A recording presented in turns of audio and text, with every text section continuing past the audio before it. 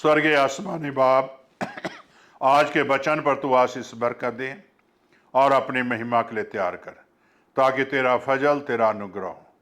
आज के वचन पर आशीष बरकत दे। ये प्रार्थना यीशु के नाम से मांगते हैं, आमीन। मेरे प्यारे भाई बहनों, अभी आपके सामने में यूहन्ना की इंजील पढ़ूंगा, एक बाप उसकी 29 आयत। यहाँ इस तरह लिखा हुआ है, दूसरे दिन यीशु को अपनी ओर आते देखकर कहा, देखो यह परमेश्वर का मेमना है जो जगत का पाप उठा ले जाता है। मेरे प्यारे भाई और बहनों, इस वचन से क्या सीखते हैं? यहां अगर आप देखें कैसे जो है, यहां साफ लिखा है, यूहन्ना ने कहा है किसे परमेश्वर का मेमना है। मेरे प्यारे भाई बहनों, कुर्बानी मेमने की ही चढ़ाई जाती थी, मेमने के ही बलिदान किया जाता था पाप के बख्शवाने के लिए। यीशु मसीह जी इस एक मेमना बन के आए इस धरती पर, हमारे पापों के लिए, गुनाहों के लिए एक मेमना बन के आए, और मेमना बन के आए और हमारे और आपके लिए बलिदान दिए। मेरे प्यारे भाई बहनों, इसीलिए यूहन्ना ने कहा ये परमेश्वर का मेमना है। कुर्बानी भी परमेश्वर के लिए चढ़ाई जाती थी, और यीशु जी ने भी परमेश्वर के मेमना बन के आए और अपनी कुर्बानी दी। तो मेरे कहने का मकसद यही है, किसी पाप को उठाने के लिए आया। और यहां साफ लिखा है, देखो परमेश्वर का मेमना जो जगत के पाप को उठा ले जाता है, यानी जगत के पाप को उठा ले जाता है।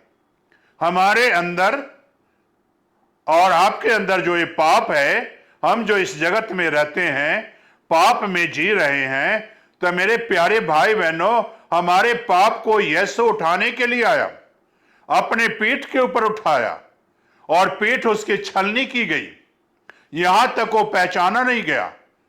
ये हमारे पाप और हमारे गुनाह यीशु के पीठ के ऊपर लादा गया। और मेरे प्यारे भाई बहनों, जिस तरह की एक मेमना कुर्बानी चढ़ाई जाती थी, इसी तरह यीशु की भी कुर्बानी चढ़ाया गया, और यही मेमना बन के आया और हमारे पापों को और हमारे गुनाहों को उठा लिया, हमें आपको पाप से छुटकारा दिलाया। हमें और आपको पाप से छुटकारा दिलाया यीशु जी ने। इस धरती पर आकर अगर अभी भी पाप में जी रहे हो, अभी भी आप गुनाह में जी रहे हो, तो मेरे प्यारे भाई बहनों, आपकी बड़ी एक भूल है। आप भूल में जी रहे हो। गुनाह और पाप एक ऐसा शब्द है जो देखने में छोटा है, लेकिन ये दीमक की तरह, कीड़े की तरह आपके जिंदगी को नाश कर रहा है। पाप जो है कहने के लिए छोटी शब्द है, लेकिन दीमक जो है अंदर अंदर ही नाश करता है, खोखला बना देता है। और मेरे प्यारे भाई और बहनों, आप किसी काम के नहीं रहोगे।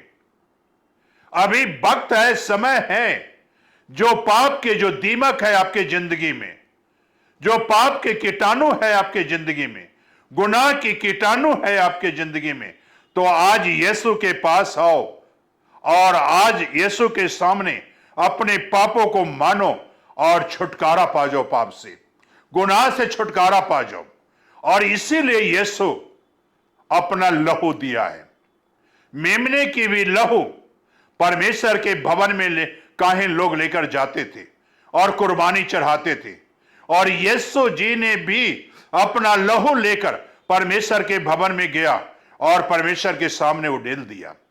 मेरे प्यारे भाई और बहनों, जिस तरह की एक मेमना को कुर्बानी चढ़ाया जाता था और उसका लहू काम में लाया जाता था, इसी तरह यीशु जी भी कुर्बानी देकर और उसका लहू यीशु ने खुद काम में लाया, ताकि हमारे पाप, हमारे गुनाह क्षमा किए जाएं। जो यीशु पर विश्वास करते हैं उनके पाप क्षमा हो जाते हैं, उनके गुनाह क्षमा हो जाते हैं, वो उनके अधर्म माफ हो जाते हैं।